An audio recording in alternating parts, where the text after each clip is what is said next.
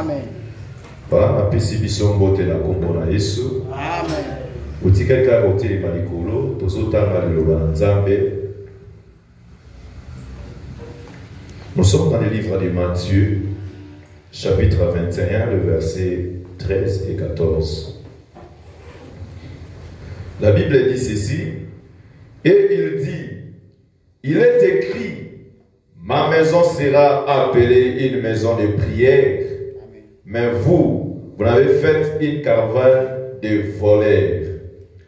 Des aveugles et des boiteux s'approchèrent de lui dans les temples, et il est guéri. Tolobi, Amen. Amen. Tolobi, Amen. Amen. Voilà, ozobe te la zamba lola maboko makasi pe ozoba na nase.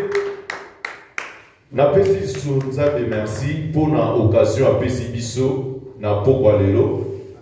Je dis encore merci à l'homme de Dieu pour cette marque de confiance.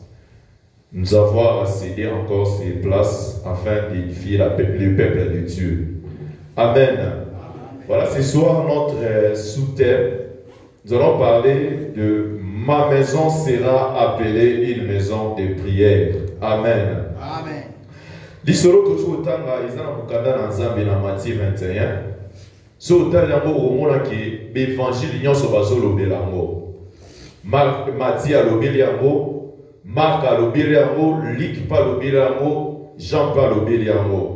Donc, ezali solo moko ezali fona mutuya makasi na yango ba évangile nyonso eli kolobela yango. Na lisolo oyo eloko nibe kosalema.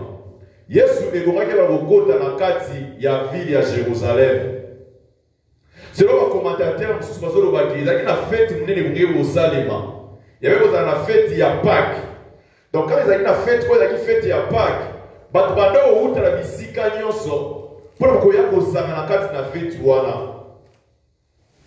Et pour ça, na tango wana na kati na tempelo makama bepe comme kosalema makama belo kona tinini, il y avait des gens qui vendaient dans les temples. Il y avait des gens qui venaient kosala ba échange. Il y avait na batu misusu qui venaient koteka wakati ba pigeon. Mais Yesu ngoreba na kokota.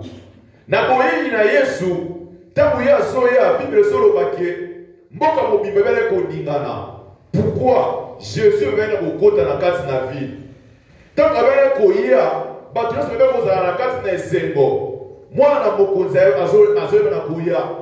Et bien, comme Matali Corona Punda, il y a un Kostanda Bilamba, il y a un Kostanda Mandalala, afin que Yesu soit au côté.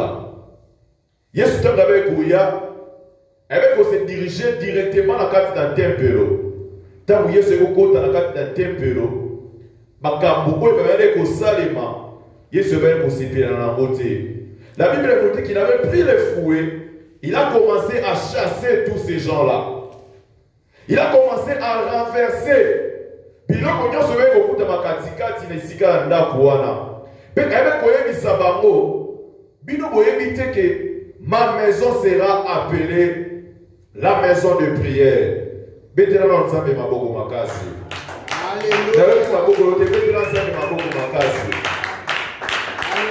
Ma maison sera appelée une maison de prière. C'est quoi une maison de prière? Tant que vous avez une maison de prière, il y a une maison, il y a sika oyo, et sika oyo wapi kembo na nzambe talisamaka. Il y a sika oyo mutu na nzambe bayaka bakosangana. Et sika oyo gloire dans un bébé quand on parle de la maison de prière, et puis qu'on va dans la verset haute. Ce que dans l'Ancien Testament, déjà dans Exode, je crois 25, il y a ce qu'on appelle Moïse, mais pas pour tomber là et d'accord. Et bien qu'on peut sa modèle, n'a pas d'animation.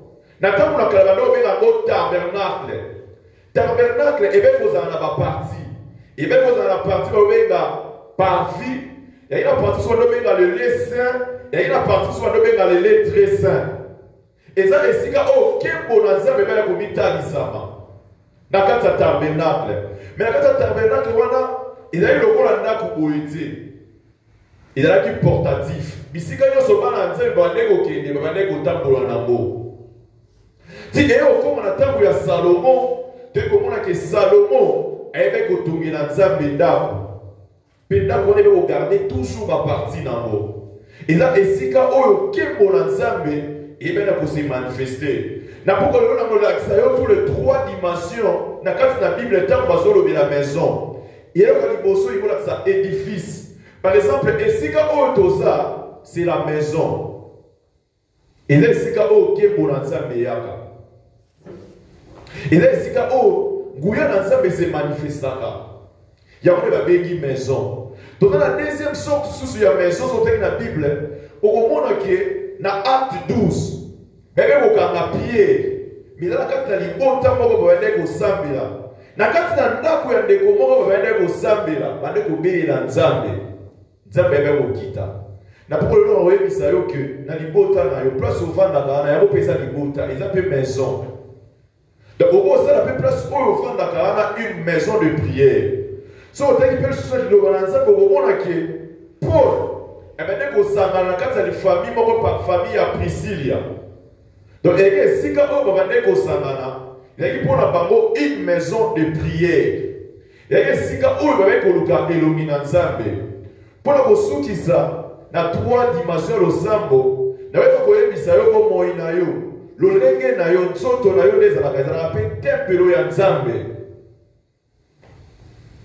so te na Bible abi Nzambe aza monene akoki kovanda te na ndako oyo mutu ayebi kotonga mais apréféra koya kovanda na kati ya nzoto na yo asi okobete na Nzambe maboko makasi donc nzoto na yo eza evandelo ya molimo mosantu donc katikati na yo kokoyebaki yo mpo oza habitation de Dieu donc eboyeba kosala nzoto na yo ebe okoma une maison de prière yango ezalaki de trois dimensions ya bamaison oyo tozomona mais question oyo tozomituna Yesu ntango ayebi kokota na kati na temple alobi ma maison sera appelée une maison de prière cela veut dire que ntango yebe kokota na ide na ye ebe kokanisa ke ebe kokuta prière nde bokaki ozala na top ebe kokuta ke prière nde ebe na kosala mais eloko kokamwa ntango Yesu aye na kati na tempelo ebi komona ke bato bazopesa valeur na biloko ezangaki ntina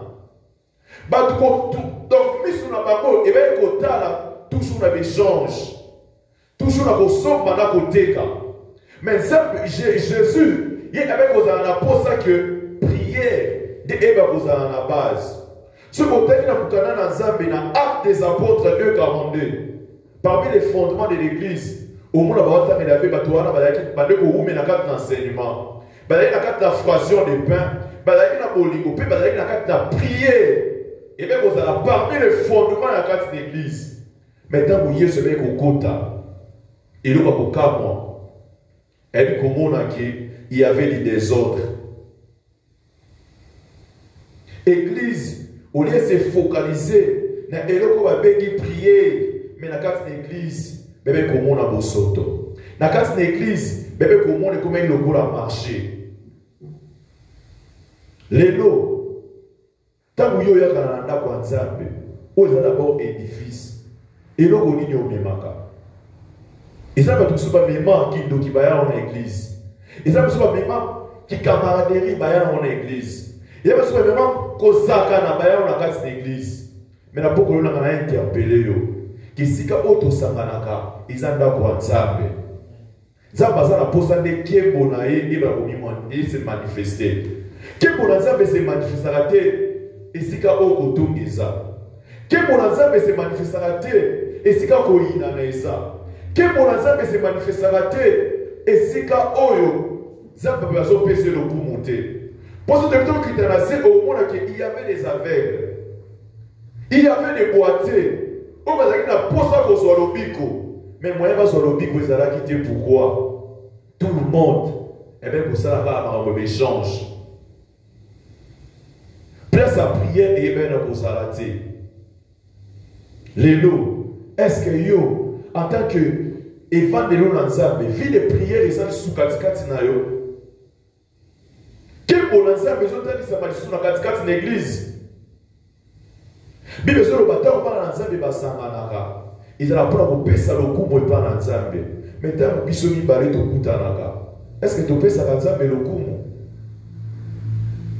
Le temps de na banda kuna biso. Est-ce que prière et ça lisusu na motuya na tangu na kalezalaka ceux qui au rendre frère na yo, au rendre sœur na yo visite. Et là quoi les poser les banda, mais yo bana na kata lo sambo. Après to kena ko kabola le bana nzambe.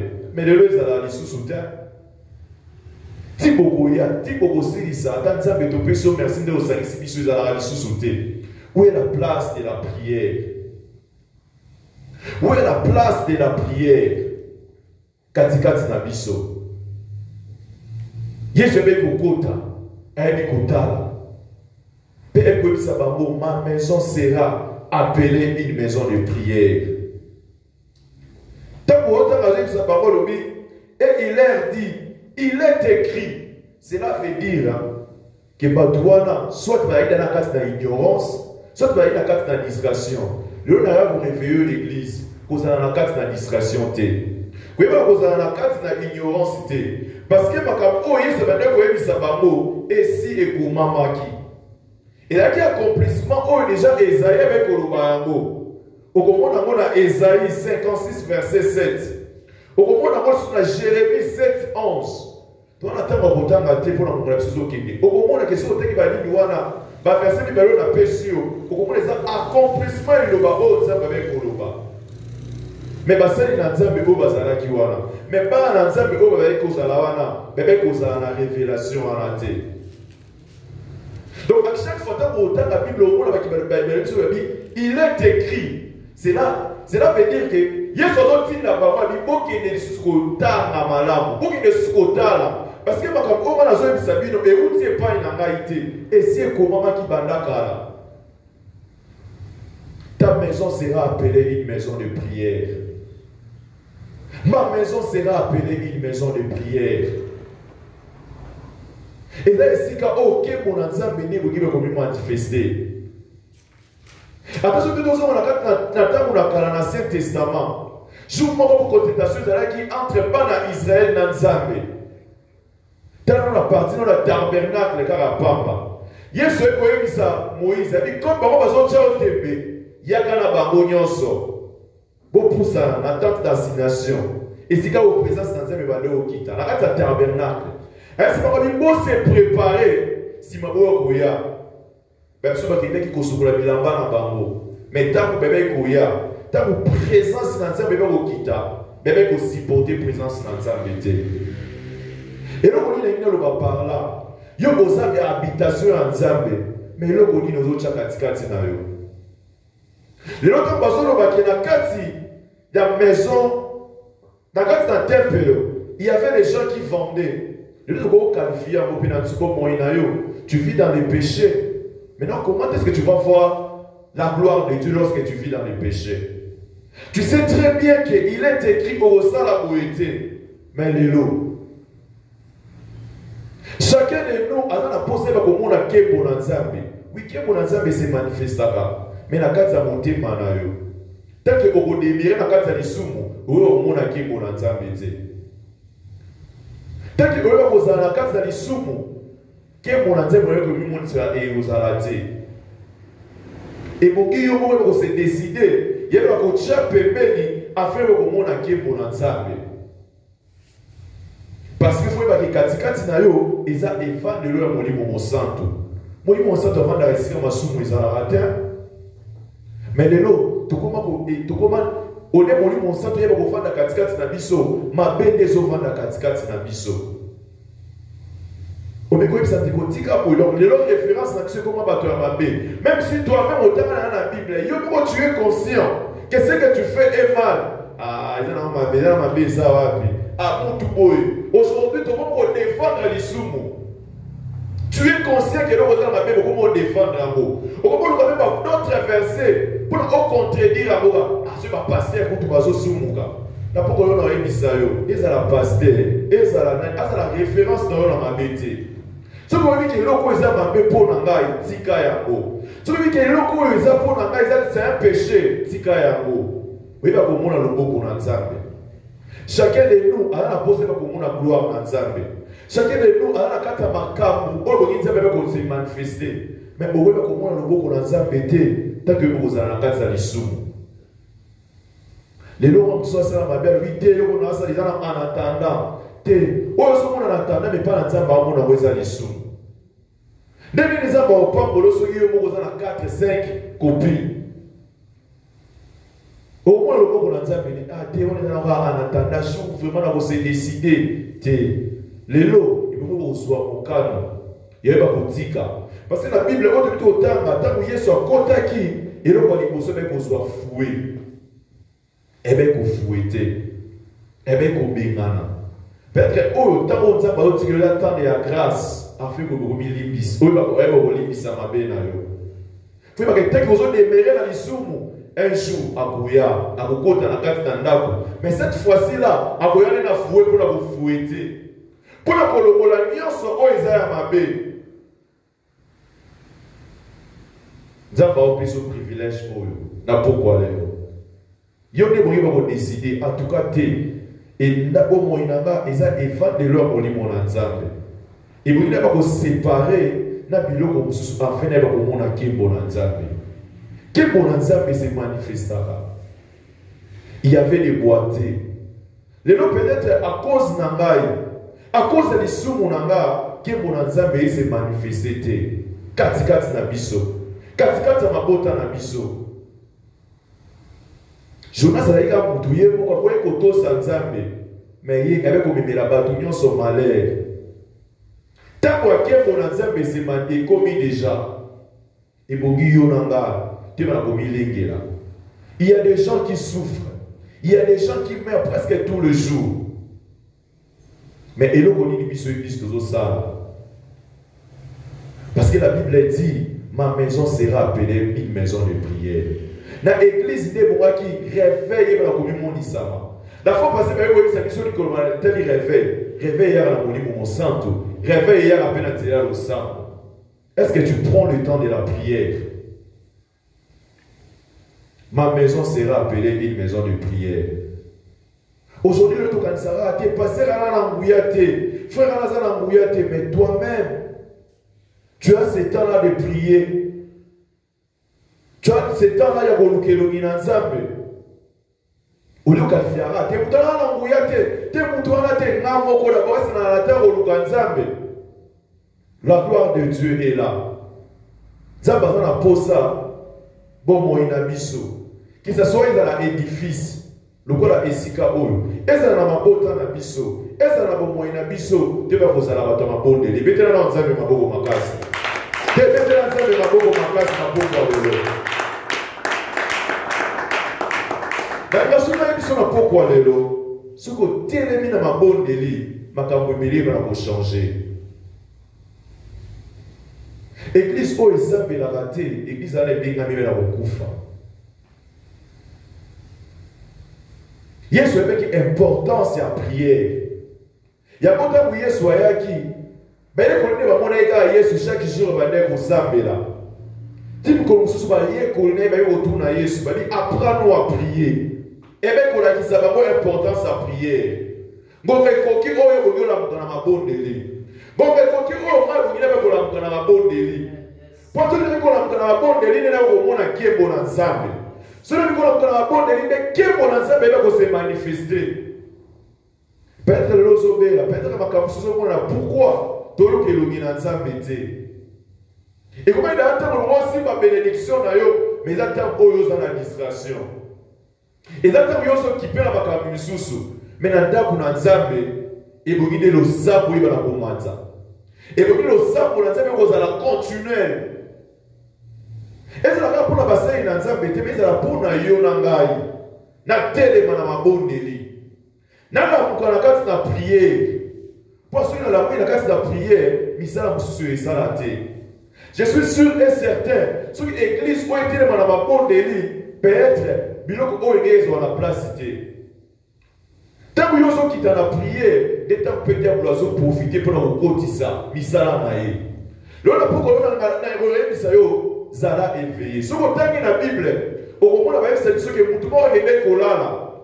Tant que vous avez kolala, vous avez masala mabe pa yo ko sa misala na ye. Et vous kokotsa moya mabe na kati na oyebe kolona na yango na pokwa lelo na muka na kati na prière. Plus prière les omata, plus misala sata negosala te. Plus yo kozala na kati ya discrétion de au na diable sokotisa ti vie à prière aussi là. C'est que vous êtes sur la carte de la vie de prière te moyen que mon ensemble se manifester aux alatés.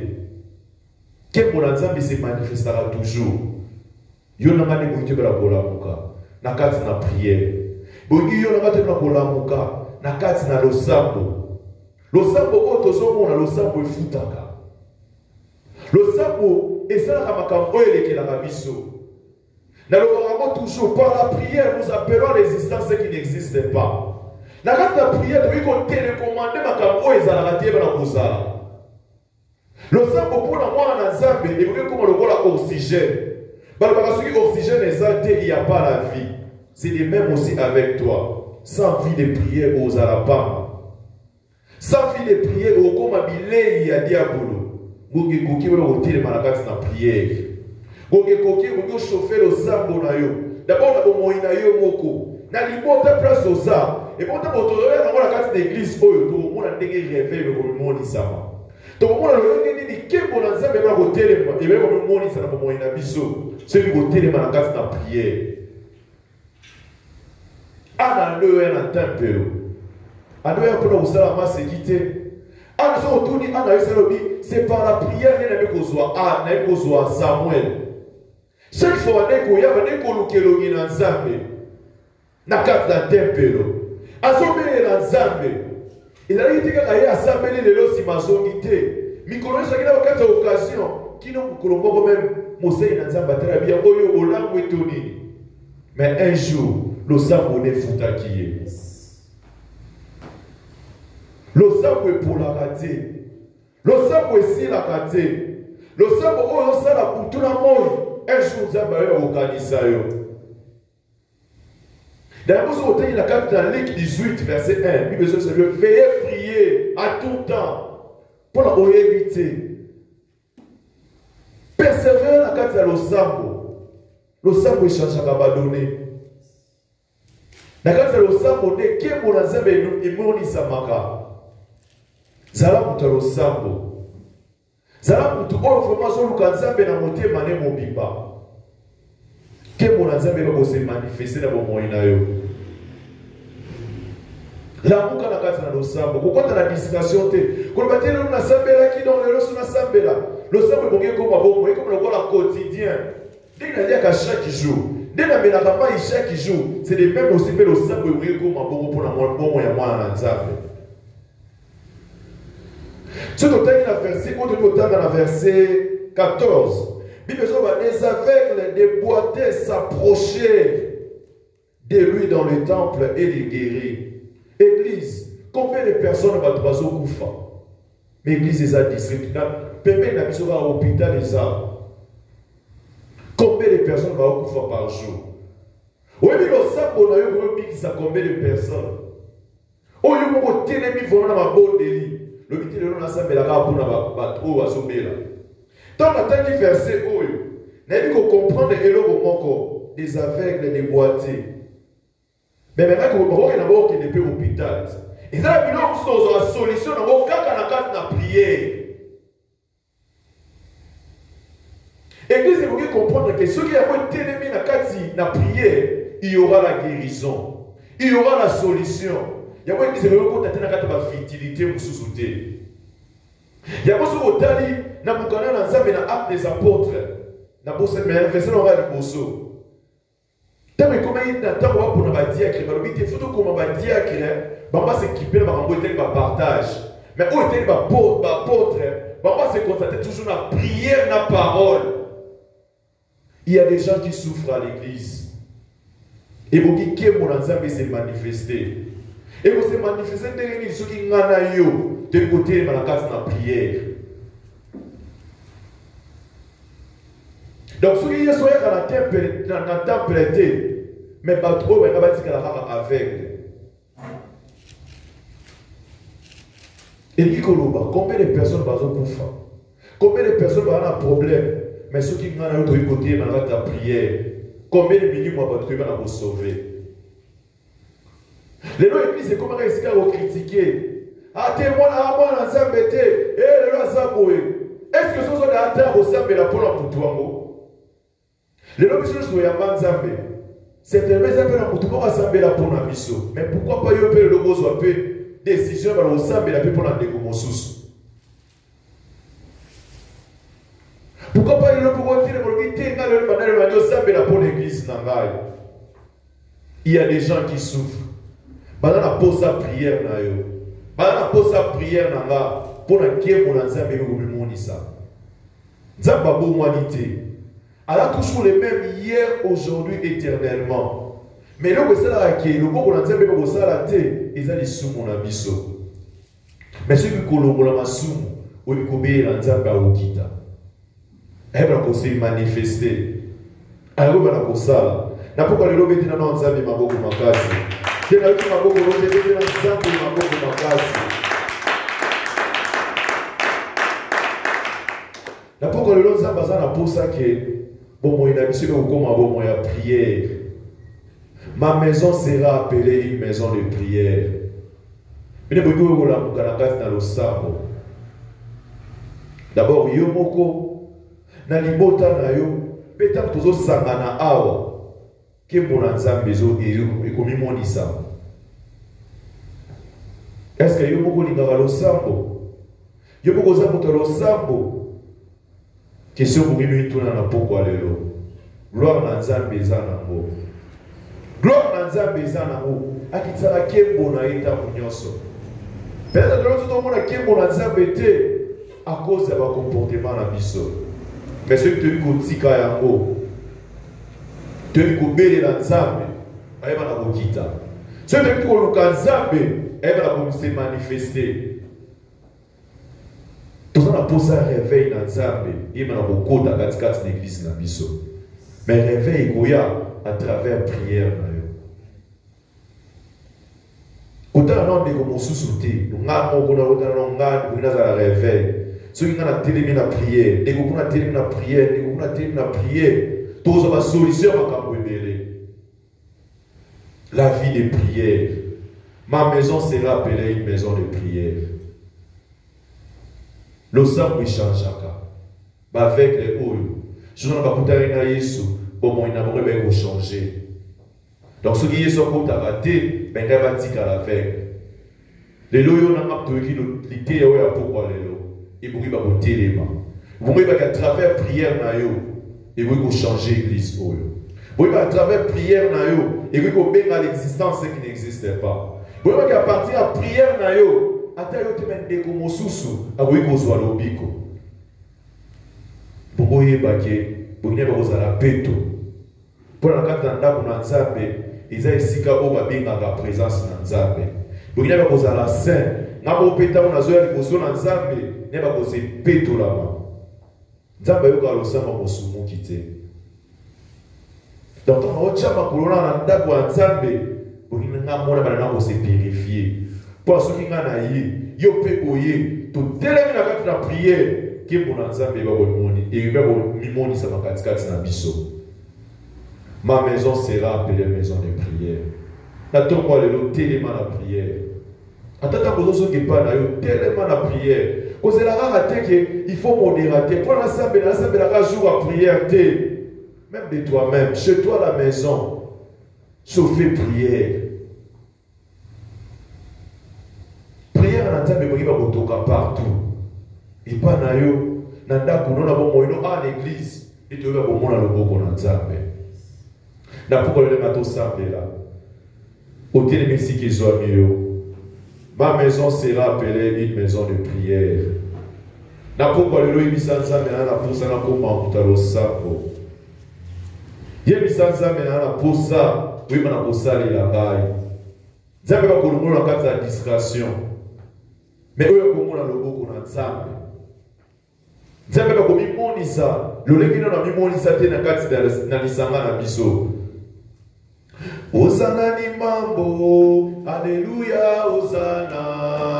Hosanna ni mambo, Alléluia, Hosanna. Hosanna ni mambo, Hosanna ni mambo, Alléluia, Hosanna, Hosanna ni mambo, Alléluia, oh Hosanna ni mambo, Hosanna ni mambo, Alléluia.